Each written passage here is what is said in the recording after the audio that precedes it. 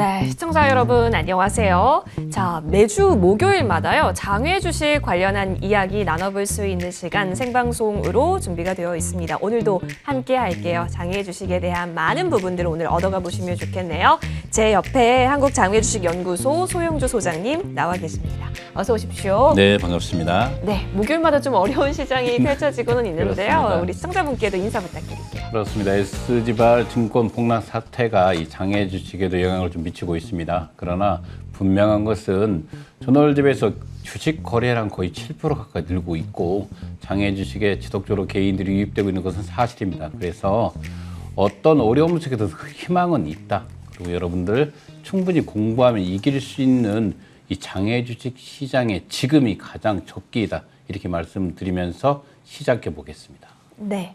자, 적절한 시기에 대한 고민은 투자할 때 있어서 매우 필수적입니다. 따라서 오늘 있어서는 우리가 어떤 얘기를 좀 보면서 그 시기를 이야기 나눠볼 수 있을지 하나씩 좀 짚어보겠습니다. 그렇다면 저희 이슈들 먼저 체크를 해볼게요. 자, 먼저 살펴볼 이슈는 SK 에코플랜트와 관한 부분입니다.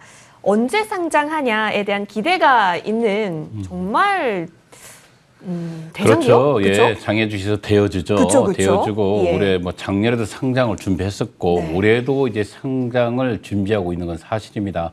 언제든지 상장할 수 있는 회사이기 때문에 늘 관심 있게 볼 필요가 있고 SK 에코플랜트가 2022년도에 물적 분할했던 회사를 다시 품었습니다.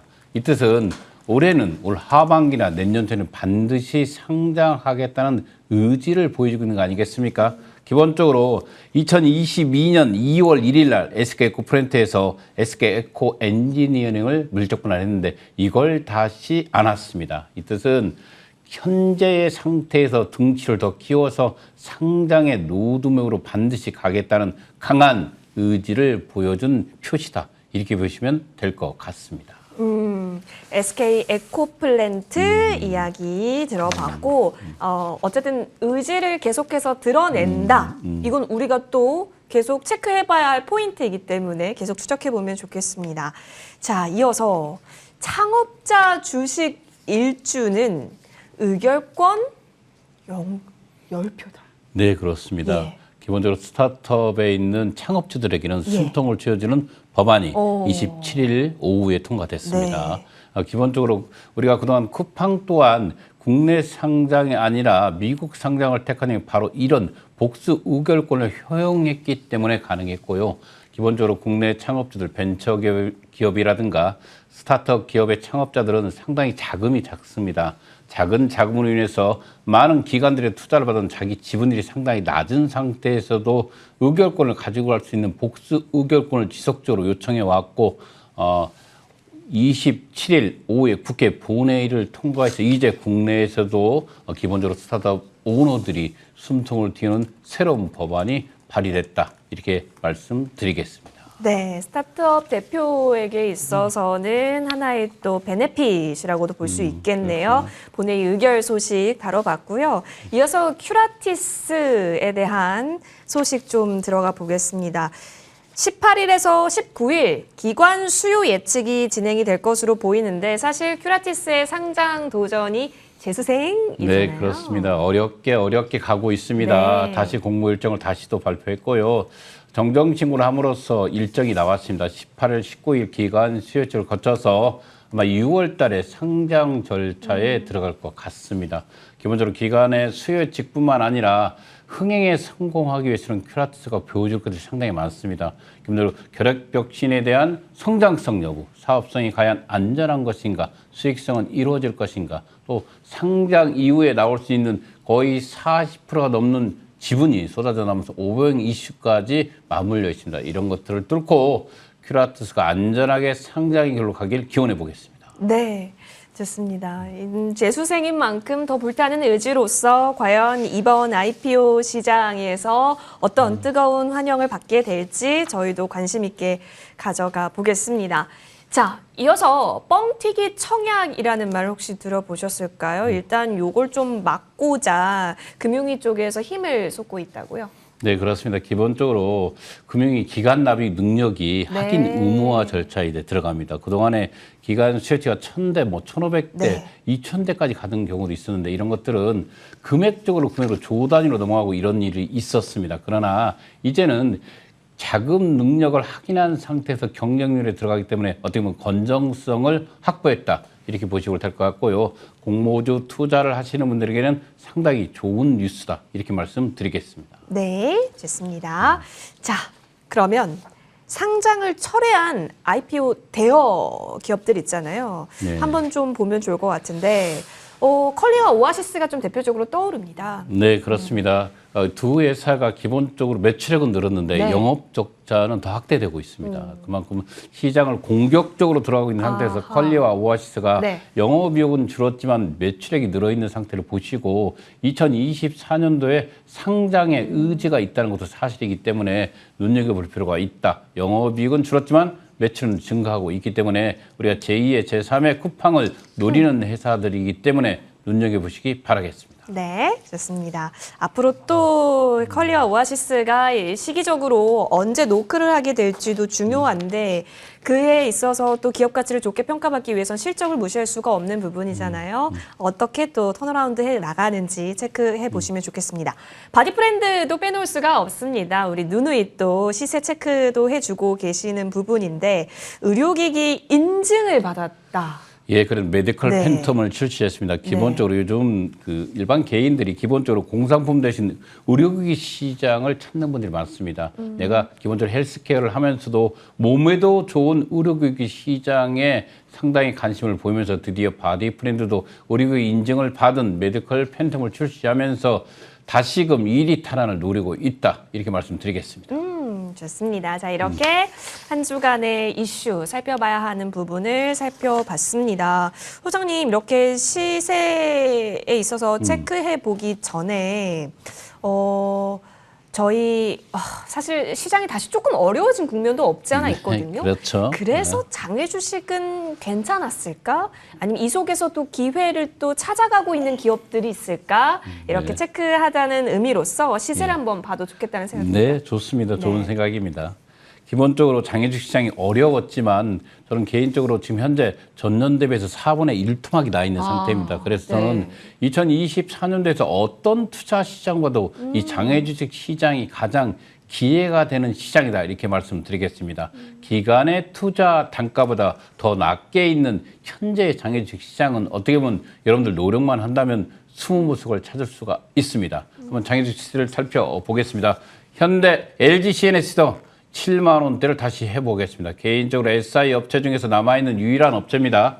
LG CNS가 저는 개인적으로 이 가격도 고평가 논란에 휩싸여 있기 때문에 좀 더 보수적 관점으로 접근해 주시기 바라겠습니다. 그 뒤로 해서 두나무와 빗성코리아가 약간 주춤거렸습니다. 그러나 현재가 시세에서 여전히 우위를 보이고 매수세가 강하기 때문에 가상자산 플랫폼 시장에 있는 이런 주식들 눈여겨보면서 서서히 회복세를 보일 가능성이 있기 때문에 여러분들 늘 관심 있게 보시기 바라겠습니다.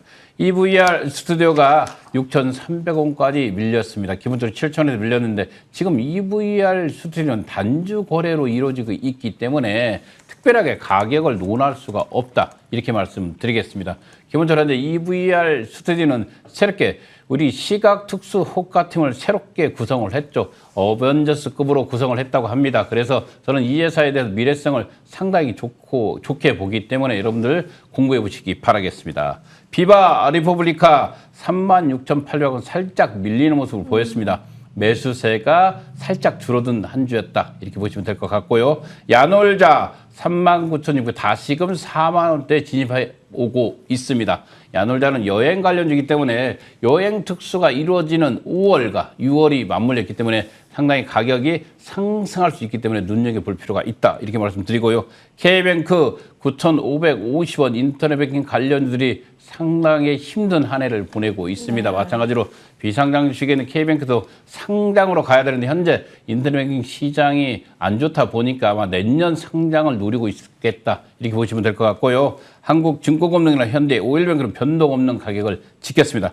컬리와 오아시스도 마찬가지로 컬리와 오아시스도 가격의 변동은 없었고 다만 오아시스가 2만 원대를 내줬습니다. 그리고 19,000원대가 내려왔기 때문에 저는 개인적으로 이 오아시스 관련 종목들을 실은 내년에는 상장기로 갈 수 있습니다. 기본적으로 시가총액 2조까지 올라와야만이 기본적으로 상장을 가기 때문에 오아시스 매출액 구조를 상당히 자세히 지켜보고 있습니다. 그러나 2024년도에는 충분히 상장할 수 있는 기업이기 때문에 지금 가격 상당히 저평가돼 있다. 이렇게 말씀드리고요. SK에코프랜드 앞서 말한 대로 65,200원 상장에 쟁걸음을 하고 있습니다. 이런 기업들은 현재 비상장 주식 KOTC 시장에서 거래되고 있습니다. 상장이 되어주고 현재 이 회사를 상장해서 물적 분할한 회사까지 다시금 붙이면서 상장에 쟁걸음을 하고 있기 때문에 여러분들 눈여겨보면 그 안에 보석이 있을 수도 있다. 이렇게 말씀드리고요. 마지막으로 바디프렌드와 큐라티스입니다. 바디프렌드가 다시 4,700원 상당히 저평가돼 있고요. 큐라티스가 밀렸다가 다시금 8,000원대를 회복하는 모습을 보인 한 주였습니다. 지금 이렇게 쭉 시세를 보니까요, 소장님 진짜 많이 밀린 종목들, 그러니까 가격 라인대가 많이 밀린 종목들도 보입니다. 지금 구간을 저평가다 이렇게 정리를 해도 괜찮을까요? 그렇죠. 저는 개인적으로 2022년도나 2021을 비교했을 때 지금 상당히 저평가돼. 특히 거래소 코스닥보다 더 많이 밀려있는 시장이 이 장외 주식 시장이기 때문에 여러분들 충분히 노력하고 공부하면 이 속에 여러분들 부자의 길이 있다. 이렇게 말씀드리겠습니다. 네, 주간 시황 어떻게 보면 정리가 된 것으로 보입니다. 저평가 종목 중심으로 매수세, 유입이 이어지고 있기 때문에 그렇다면 여기서 우리가 기회를 잘 찾아내는 부분도 필요해 보입니다. 자, 그러면 잘 공부를 해봐야겠죠. Q&A 시간으로 넘어가서 장외 주식 관련한 궁금증 해결하러 떠나보겠습니다.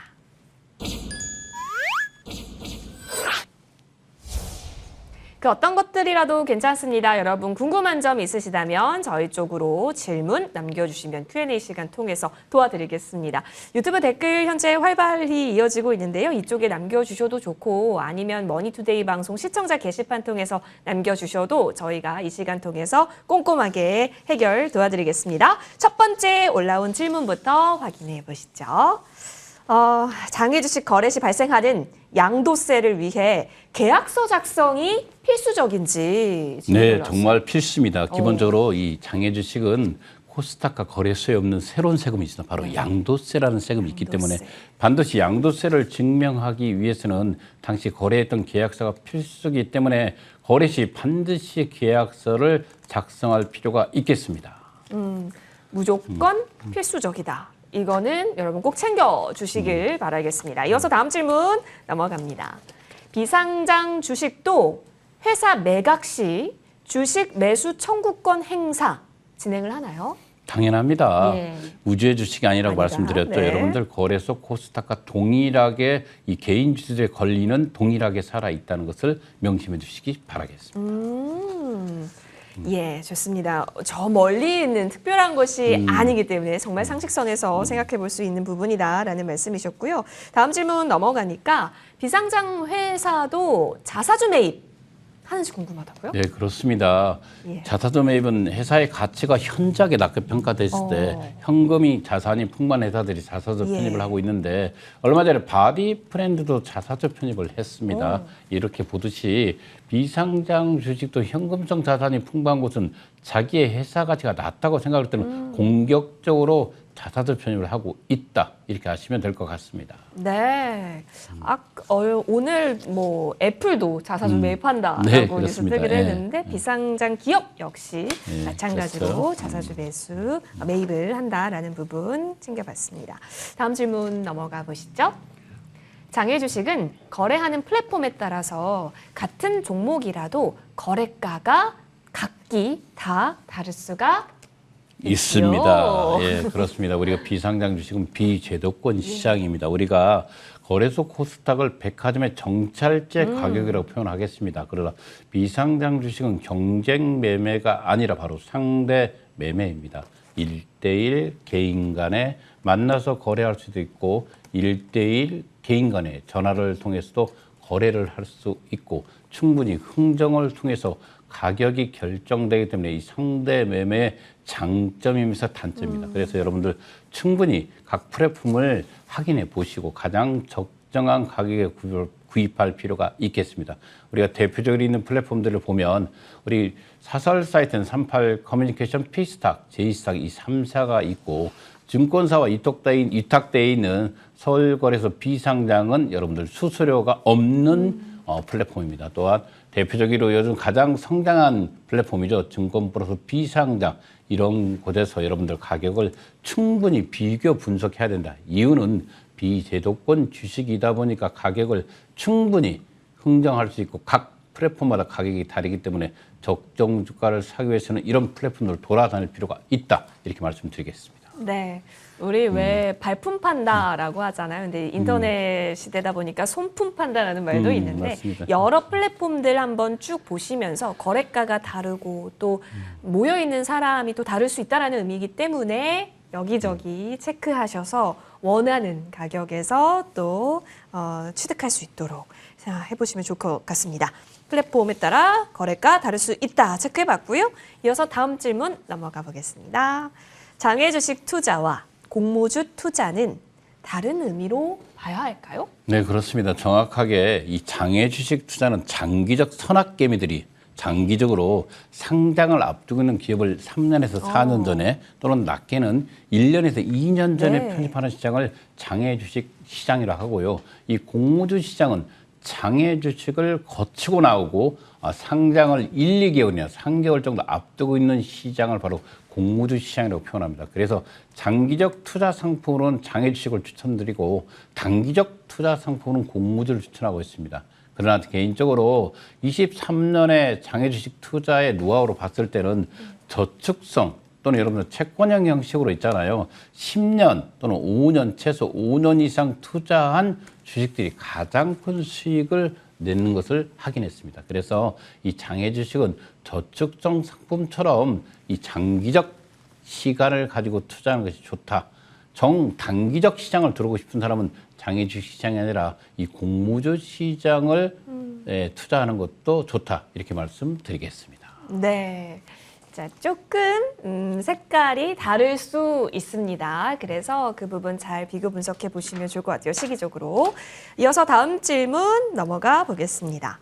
장외 주식 투자 안전하게 하고 싶으면 어떤 전략이 좋을까요?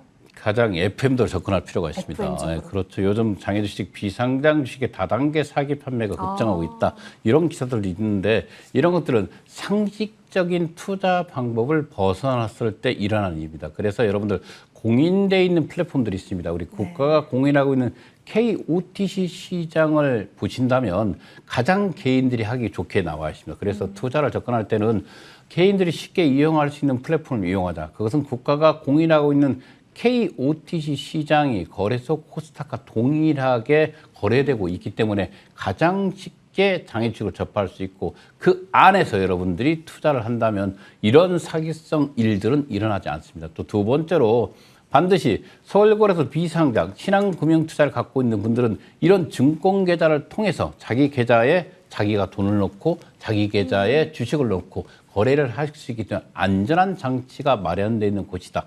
또는 사설 사이트인 38 커뮤니케이션, 피스탁 또는 제이스탁을 이용하신 분들은 주식을 반드시 먼저 받고 투자하면 된다. 이렇게 보시면 되겠고요. 이 투자했을 때 어떤 기업에 투자해야 되냐? 저는 세 가지를 반드시 말씀드리겠습니다.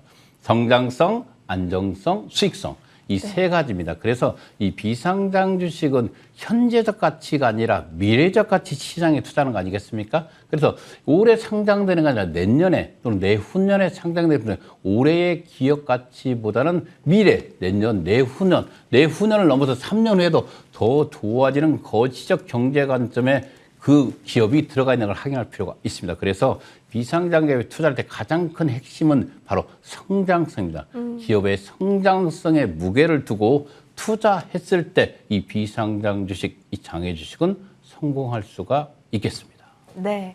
가장 중요한 포인트는 과연 그 기업이 성장할 포인트를 얼마만큼 많이 갖고 있는가이기 때문에 이 부분을 잘 꿰뚫어 볼 수 있는 눈 필요해 보입니다. 이렇게 Q&A 시간 가져봤고요. 이 밖에 또 다양한 질문 있으시다면 유튜브 채팅창이나 또 머니투데이 방송 시청자 게시판 통해서 남겨주시면 고맙겠습니다. 자, 그러면 지금부터는 아까 전에 저평가 얘기를 살짝 나눠봤는데요. 조금 더 자세히 나누러 떠나보시죠.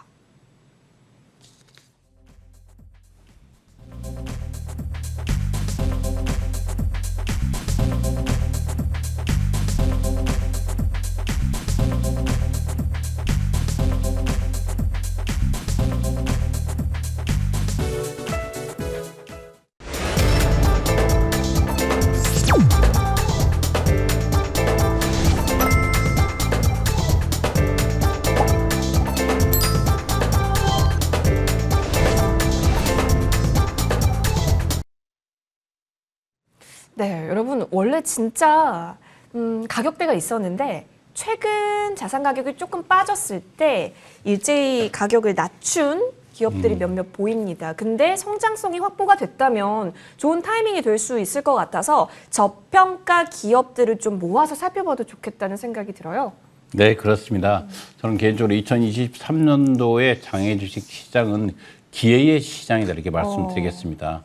앞서 말한 대로 기관들이 투자한 단가보다 더 낮은 가격에 있는 종목들을 여러분들 저축하는 마음으로 많이 사는 게 아니라 매달 조금씩 접근한다면 그 속에서 정말 여러분들 부자기를 찾을 수 있습니다. 특히 이 장외 주식 시장은 MZ 세대에게 특화되어 있는 시장입니다. 특히 그들이 이용하고 그들이 사용하고 있는 회사들이 현재 비상장인 경우가 대단히 많습니다.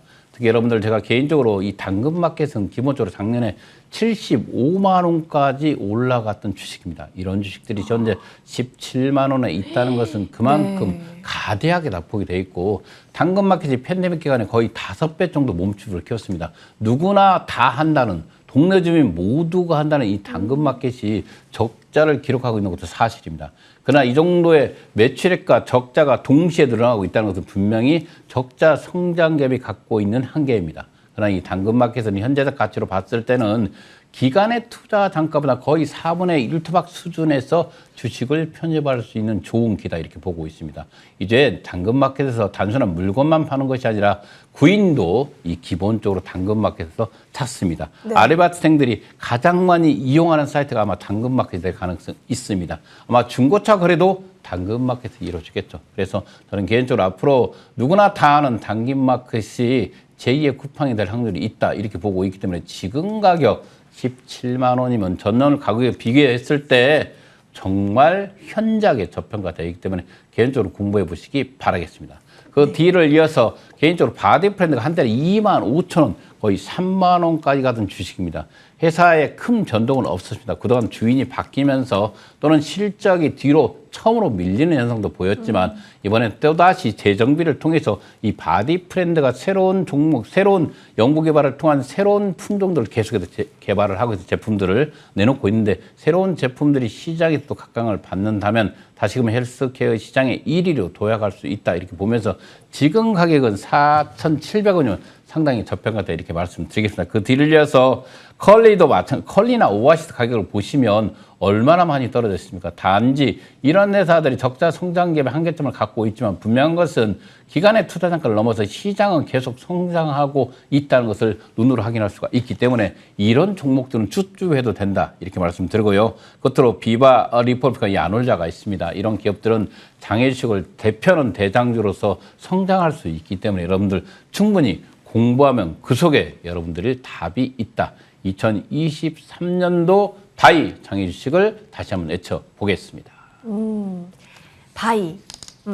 사도 괜찮은 구간. 그렇다면 성장성 확보되어 있고 가격이 너무너무 셀 기간인 기업들은 무엇이 있을까라고 했을 때 저평가 기업 언급해 주셨습니다. 잘 확인해 주시면 좋을 것 같고요. 여러분의 성공 투자 저희가 또 응원 드리겠습니다. 저희는 다음 주 목요일 더 다채로운 소식 들고 장외 주식 이야기 나누러 찾아뵙겠습니다. 시청해 주신 여러분 고맙습니다.